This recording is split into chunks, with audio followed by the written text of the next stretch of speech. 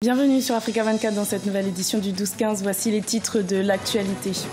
Le nouvel émissaire de l'ONU au Burundi, Michel Kafondo, est en visite à Bujumbura pour un premier contact avec les protagonistes de la crise burundaise. Il a rencontré ce jeudi le président Pierre Nkurunziza. Dépôt de plainte inédit à Paris concernant le génocide rwandais de 1994. Plusieurs associations accusent la banque BNP Paribas d'avoir financé un achat d'armes au profit du gouvernement de l'époque. Les détails dans cette édition. Les tenues de la 24e Assemblée générale annuelle de la Banque africaine d'import-export, Afreximbank, au Rwanda. Une rencontre destinée à dynamiser le commerce intra-africain. Le nouvel envoyé spécial de l'ONU au Burundi, le Burkinabé Michel Kafondo, est arrivé le 27 juin à Bujumbura. Cette mission a pour but d'établir un premier contact avec les principaux protagonistes du conflit interburundais. Une rencontre avec le président Pierre Nkurunziza s'est tenue ce jeudi 29 juin. La veille, il avait déjà rencontré le ministre des Relations extérieures, Alain Aimé Nyamitwe. L'assistant du ministre des Relations extérieures nous en décrit les grandes lignes.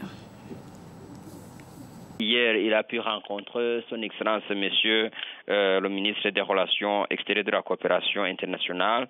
En fait, l'objet de sa visite, comme il a été récemment nommé, c'était une occasion pour rencontrer les hautes autorités burundaises. Il a pu rencontrer le ministre des Relations extérieures et de la coopération internationale hier le 28. Et cette matinée, il a pu s'entretenir avec son Excellence, Monsieur le Président de la République du Burundi.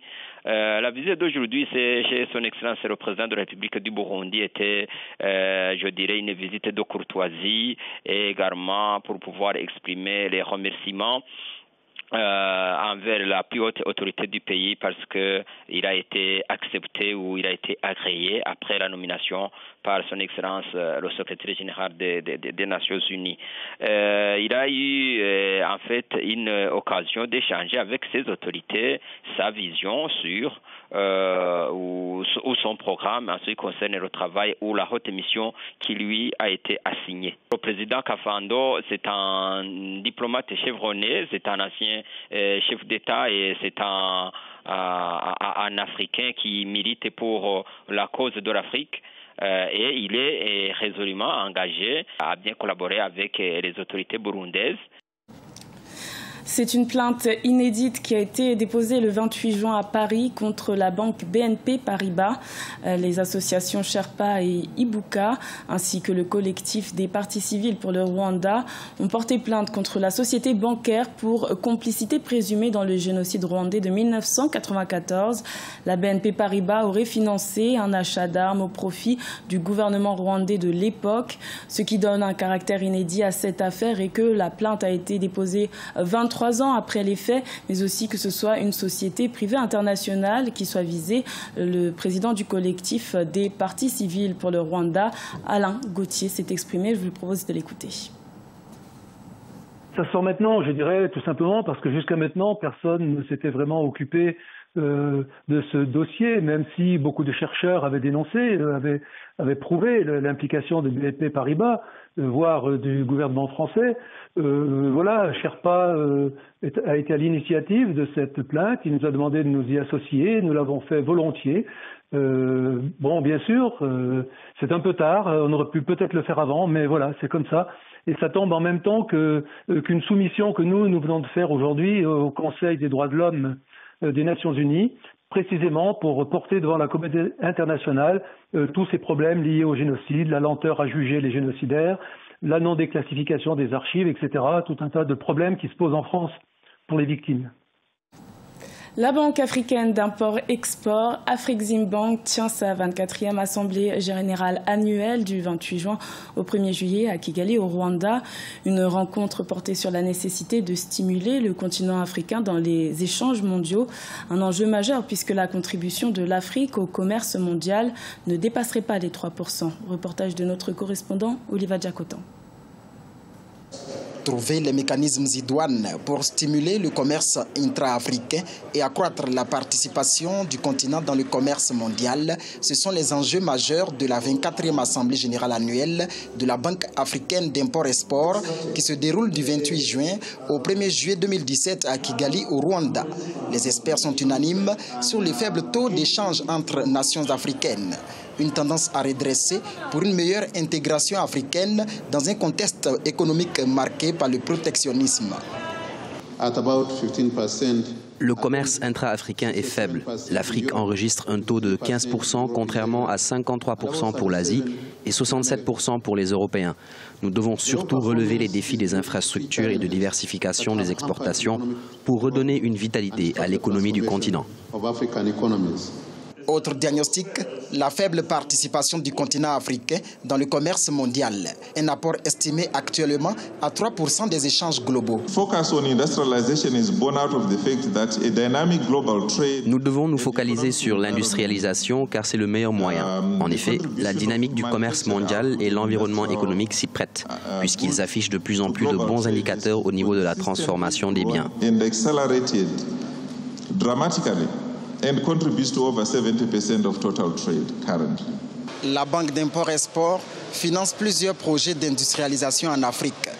Elle a même contribué à la construction de la zone industrielle du Rwanda.